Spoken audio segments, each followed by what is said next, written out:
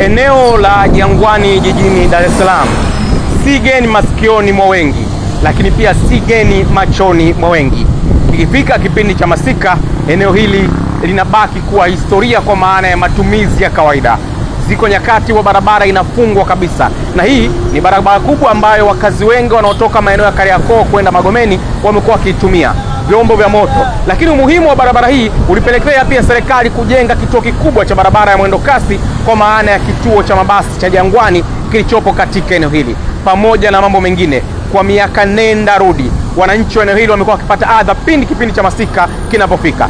Kituo cha mabasi cha mwendo kasi cha Jangwani kila wakati wa masika kinapofika kinakuwa kinafungwa kutokana na kwamba maji yanajaa katika eneo hili. Kumekuwa na mipango kadha serikali imekuwa ikifanya, hususan mipango wa kujenga daraja kubwa ambalo kwa namna moja ama nyingine inataja kwamba huenda ikawa mwarobaini wa adha ambao wananchi wanapata katika eneo hili. Lakini hata hivyo, wananchi wanasema kwamba mipango hiyo huenda ya kwamba imebaki kwenye makaratasi kwa miaka mingi. Leo tunazungumza siku chache zilizopita barabara hii ilikuwa imefungwa kwa zaidi ya saa 20, ilikuwa haipitiki. Sasa imefunguliwa. Tumezungumza na wananchi kuhusiana hiki ambacho kinaendelea katika eneo hili.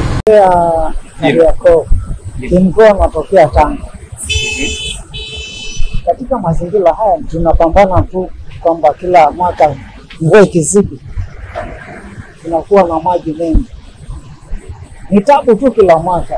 Hiyo ina maana kwamba wale wanaohangaika barabara wazidishe nguvu zaidi, kupeleka pesa zaidi katika daraja hizi za Jangwani. Naitwa Hamza, ila naona serikali kwa miundombinu hapa naona bora waangalie kwenye jicho la tatu, maana sisi watembea miguu sisi tunaloa sana matope, maana huu hapa kama mwaka wangapi kujirudia hii hali. Ila serikali tunaomba watu waangalie kwa jicho la pili hapa, tutengenezee.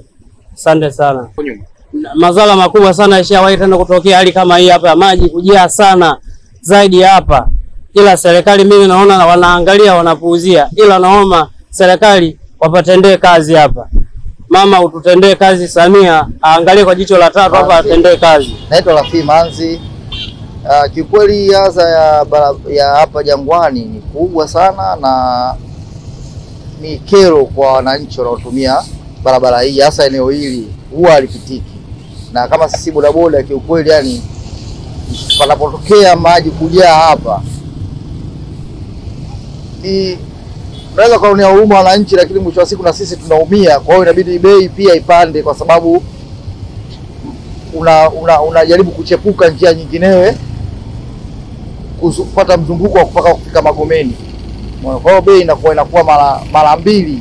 Kwa hiyo tunaumiza wananchi wenzetu nao pia pambanaji.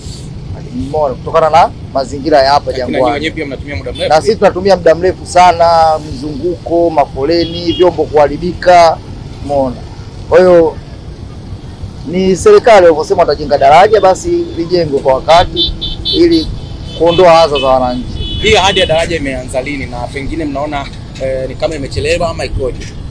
Inategemea na serikali yenyewe bajeti zake, maana unajua uwezo kuna nili sisi wananchi tu watu wakulishwa. Hatuwezi tukasema kwamba serikali na wai au inachelewa. Wao wenyewe ndio wanaelewa nini wanafanya.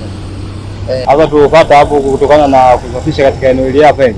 Mvua zinaponyesha inapokuwa mafuriko, na kuwa takataka zinakuja kwa wingi, zinakuja zinahamishwa katikati ya barabara na kuta haipitiki. Inabidi kuisafisha barabara ili iweze kurudi katika hali yake ya kawaida. Ndio adha kubwa tunayoipata. Unadhani mwarobaini wa jambo hili ni upi?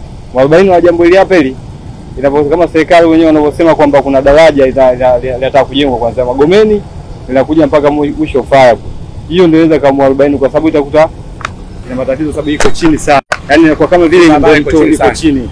Kwa hiyo maji yanapokuwa kipita hivi inakuwa yenyewe inakuwa kama mto. Kwa hiyo gari zinafeli, zinashindwa kupita, barabara inafungwa, wapita utepe, watu wasipite, watu pikipiki wala magari.